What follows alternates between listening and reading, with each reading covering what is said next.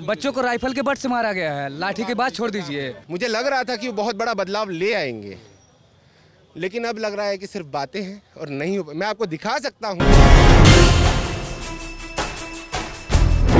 Sir, मेरा नाम उमंग है और मैं गुजरात अहमदाबाद से आ रहा हूँ। रहने वाले कहाँ के हैं? मैं हूँ यूपी का ही, but born and brought up in Gujarat हूँ, ठीक है। और गुजरात यानी कि वो बिजनेस के लिए हब माना जाता है, ठीक है।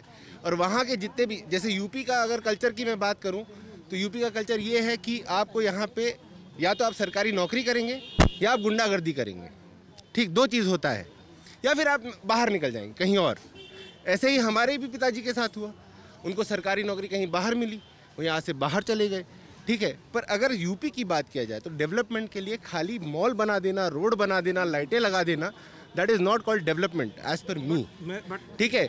आप ज़्यादा से ज़्यादा इधर इंडस्ट्रियलाइजेशन करिए, जैसे आपने गुजरात में किया है, वो कर सकते हैं क्या? अगर आप वो करेंगे तो उसके बाद लोगों को सही में नौकरी मिलेगी, पर वो नहीं। आज के टाइम पे हमारे गुजरात से फोर्ड चला गया सर, फोर्ड इंडस्ट्री गुजरात से चली गई। अब लोग उनको गाली देंगे कि उन्होंने ढंग से नहीं चलाया, तो बात ऐसी नहीं होती है। सरकारें सपोर्ट कर सकती हैं, सरकारें इंडस्ट्रियलाइजेशन को सपोर्ट कर सकती। इसका मतलब ये नहीं कि आप एयरपोर्ट बेच देंगे अदानी को, ठीक है, दैट डजंट मीन दैट। तो एयरपोर्ट अदानी को बेचने से और 800 रुपये का RT-PCR कंपलसरी करवाने से आप अदानी का फ़ायदा कर रहे हैं, जनता का नहीं कर रहे हैं, और किसी को नौकरी नहीं मिल रहा उससे। तो ये ना करें, आप जो करना है वो ये करिए, इंडस्ट्रियलाइजेशन को बढ़ाइए। और हाँ, जितने भी लोग हैं, जितने भी यूथ हैं जिनको गवर्नमेंट नौकरी जब नहीं मिल पा रहा, उसके बाद जाएंगे वहाँ पे करेंगे मजदूरी। आज भी करिए ना सर, आपके यहाँ पे 12,000 में केटरिंग में मजदूरी नहीं, 12,000 में मजदूरी की बात नहीं है, सारे मजदूर नहीं है। बात बहुत सही बोली इन्होंने बोला कि लड़के यहाँ पर यूपी में सरकारी नौकरी की तैयारी कोई शौकिया नहीं करते हैं, मजबूरी में करते हैं। उनको लगता है कि प्राइवेट जॉब जिस तरह की सैलरी हम अपेक्षा करते हैं अपनी अच्छी लाइफस्टाइल के लिए, वो नहीं मिल पाती। एक जवाब मैं दे रहा हूँ, आप इंटरव्यू करते हैं तो प्रयाग गए होंगे, इलाहाबाद गए होंगे।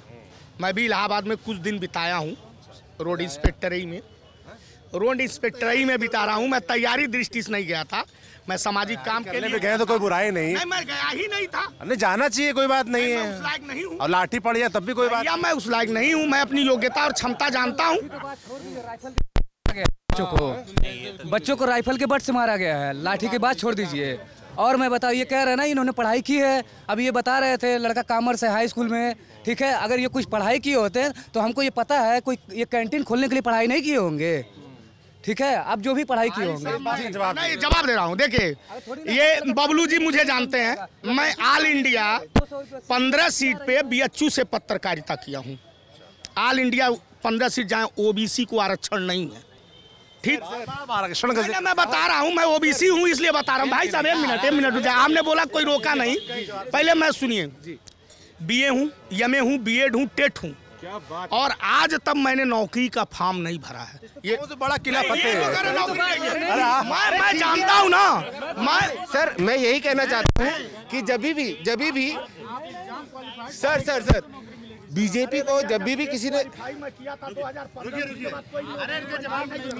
सर बीजेपी को मैंने भी आज तक, जब से मैं वोटिंग देना स्टार्ट किया हूँ ना, सबसे पहले मैंने बीजेपी को ही वोट दिया, आज तक उन्हीं को देता आ रहा हूँ, ठीक है। क्योंकि मुझे लग रहा था कि वो बहुत बड़ा बदलाव ले आएंगे, लेकिन अब लग रहा है कि सिर्फ बातें हैं और नहीं हो। मैं आपको दिखा सकता हूँ कि मैंने हर एक वोट, अगर मैं दिखा सकता होता, मैंने हर एक वोट बीजेपी को डाला है आज तक। गुजरात तो गढ़ है बीजेपी का, मैं वहाँ से ही आ रहा हूँ। वोट वही है आपका? जी बिल्कुल, मैं वहीं दे रहा हूँ, वोट वहीं देता हूँ। क्या निराशा किस बात की? आता हूँ भाई। सर सरकार में देखिए, मैं किसी का अरे सर मैं किसी का बता दो। ये गुजरात से है, इन्होंने अपना जो मुद्दा उठाया वो इस तरीके से उठाया गया, सरकारी नौकरी प्राइवेट नौकरी की बात हो रही थी। हमारे उत्तर प्रदेश में प्रॉब्लम लॉ एंड ऑर्डर की थी, मेन प्रॉब्लम। इंडस्ट्रीज पैसा क्यों लगाएगा? बनिया अपना पैसा क्यों लगाएगा?